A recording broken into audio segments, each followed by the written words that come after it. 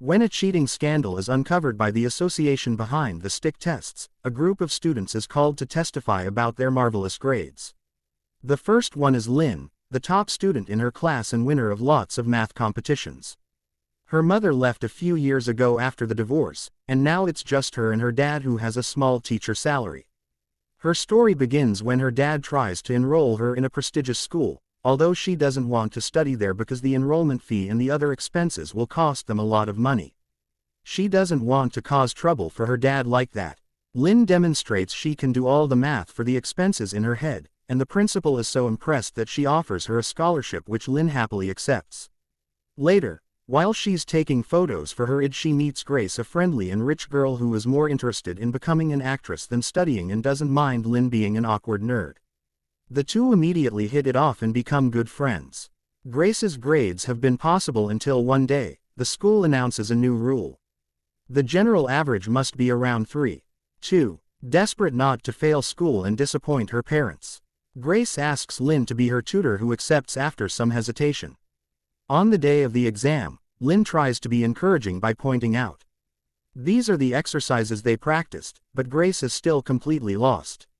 Lynn flies through her test answering everything easily, but she can't stop worrying about Grace.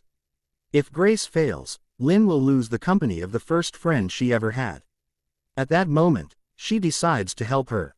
So she writes the correct answers on an eraser, takes off her shoe and drops the eraser in it. Then she kicks the shoe back to Grace, who sends her own shoe back. Unfortunately, she kicks it too hard and it ends up in the middle of the classroom. But thankfully, Lynn quickly solves the problem by standing up and stepping on the shoe as she goes to hand in her finished test. Grace uses the eraser and successfully passes the test with a 3.87 GPA to celebrate. Grace invites Lynn to hang out at her pool, where they're joined by Grace's boyfriend Pat, who is also rich. Grace tells him about their little trick during the test and Pat sees an opportunity. He offers Lynn a huge amount of money to help him and his friends cheat on all their exams. At first, Lynn says no, pointing out she doesn't need it, but Patton reveals that even with a scholarship, her father is still paying admin fees. When Lynn goes home, she searches her father's desk and finds the paperwork confirming Pat's information. Her dad's paying lots of money with a small teacher salary, which makes Lynn cry.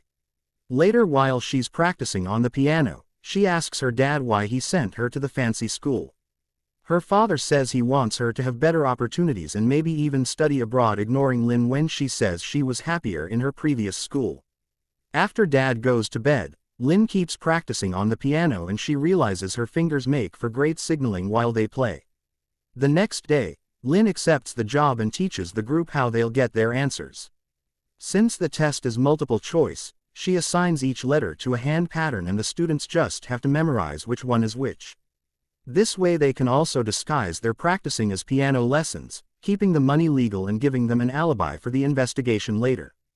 From then on, the group begins cheating on every exam and the trick is a success. Lynn moves her hand on the desk, which looks completely innocent, and the others only have to watch. Teachers don't suspect anything and everyone passes their exams with great grades. The business soon expands, and each day more and more students are willing to pay for the answers. Lynn uses this money to help around the house and buys her father a nice new shirt.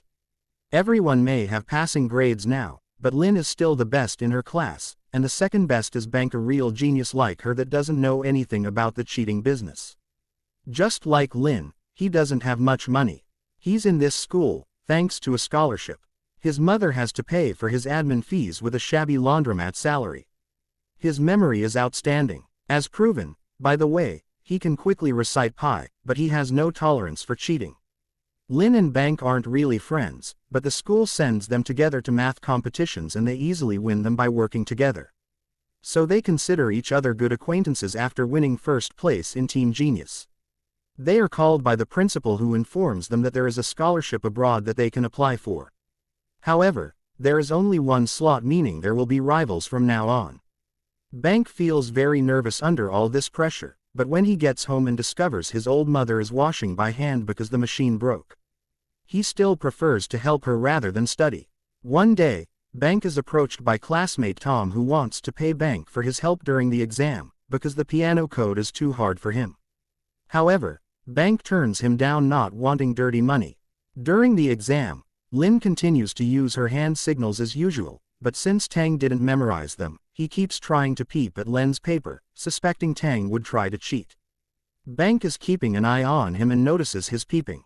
When he finishes his own exam, Bank stands up and pretends to trip next to Lin's desk, showing her a note saying Tom is trying to cheat, and Lin pretends to be grateful about it.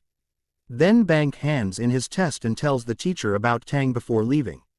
However, the teacher doesn't care about the warning because the test is separated into Set A and Set B, so cheating is impossible. When Lin and her paying friends realize this, they panic and smoothly use hand gestures to indicate who is which set. Lin has Set A and she first as the hand gestures for that set. So everyone on that team can hand in their test.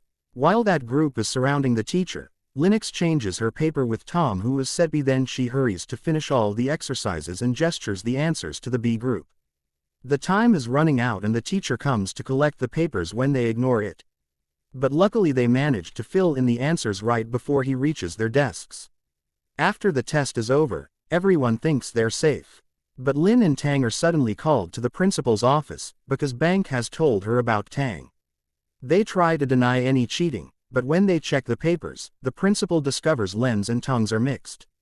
Lin's father is called for a special meeting, and the principal announces that since this is only the first time and she's a good student, Lin won't be expelled. Instead, she'll lose her scholarship.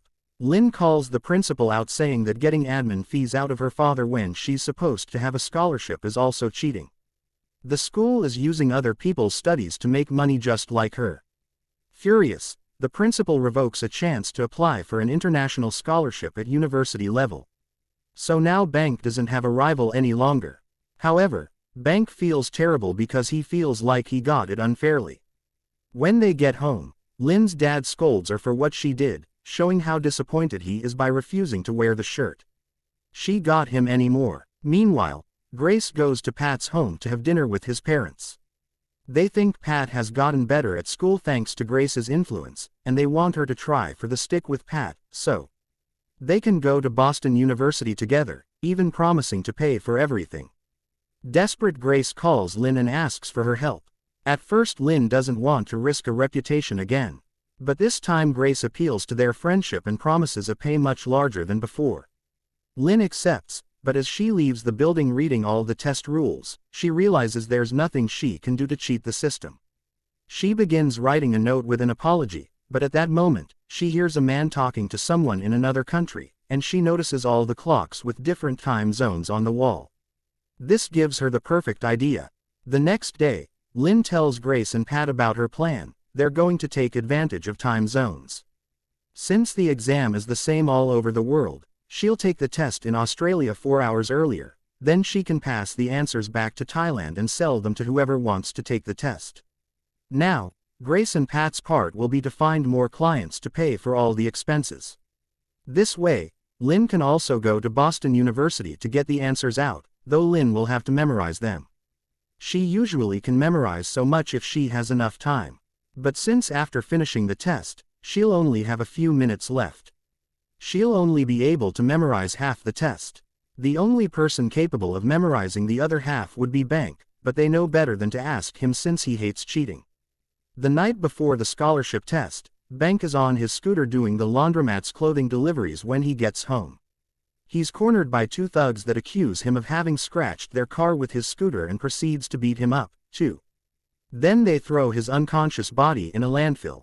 When Bank wakes up the next morning, he's devastated to realize he's missed the chance to take the exam. Later at school, Lin hears about what happened and visits Bank to ask him to join them, promising good pay. At first Bank refuses, but Lin changes his mind by pointing out how the system keeps cheating on poor people like them and it's only fair to cheat back. Now that they have all the memorization covered, they finish planning their heist. Lin and Bank will take the exam in Australia and hide phones inside the building's toilets. During the exam breaks, they'll go to relieve themselves and send the answers to Grace and Pat.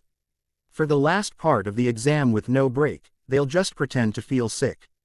Grace and Pat will print out the answers on barcode stickers that will be put on pencils. Then those pencils will be distributed on bikes to the paying students, so they can have them right before their flights. To get even more clients, Pat makes a special presentation imitating Steve Jobs, which gets them to earn millions. With her editing skills, Grace makes fake paperwork and Lynn convinces her dad to sign them by saying it's to participate in the Australian branch of Teen Genius. Now she can fly without an adult. Lynn and Bank spend the following days doing practice exams and running to a bathroom to text the answers to train their memory. The day before the exam, the group practices their crocodile tears and their alibis, in case they get caught. When it's Pat's turn, he mentions in his story that he doesn't know Bank, calling him a loser that woke up in a landfill. Bank gets furious and jumps on Pat to beat him up, but the girls quickly pulled him apart. As Bank explains, he never told anyone about the landfill. This means Pat paid those thugs and made Bank miss the test on purpose, so he could help them instead. Bank quits the plan and leaves the building. But when he's on the street, he sees a laundromat ad and wonders if he can really have that life forever. Meanwhile, Lynn is also disgusted by what happened and quits too. Grace, where she didn't know about it and asked Lynn to at least not be mad at her because she treasures their friendship.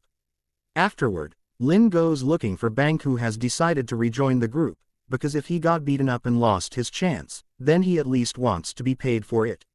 Lynn doesn't want to help, but Bank changes her mind by pointing out it's her fault. He's in this mess, so she should take responsibility and fix it. A few hours later, Lynn and Bank fly to Sydney. They're awkward and silent the whole trip, but when they get there, they reconcile and take a selfie together. The morning of the test, they hide the phones in the bathrooms and then go to the classroom where they quickly complete the first part of the test with no issues. This gives them enough time to memorize the answers. Once the time for the first break arrives, Lynn and Bank run to the bathrooms and type their answers. However, before sending his, Bank asked for more money. Pat hates him for it and at first refuses, but since Bank points out, he wants compensation for being beaten up. Pat sends him half the money and promises to pay the other half after the test. Bank takes it and finally sends his answers.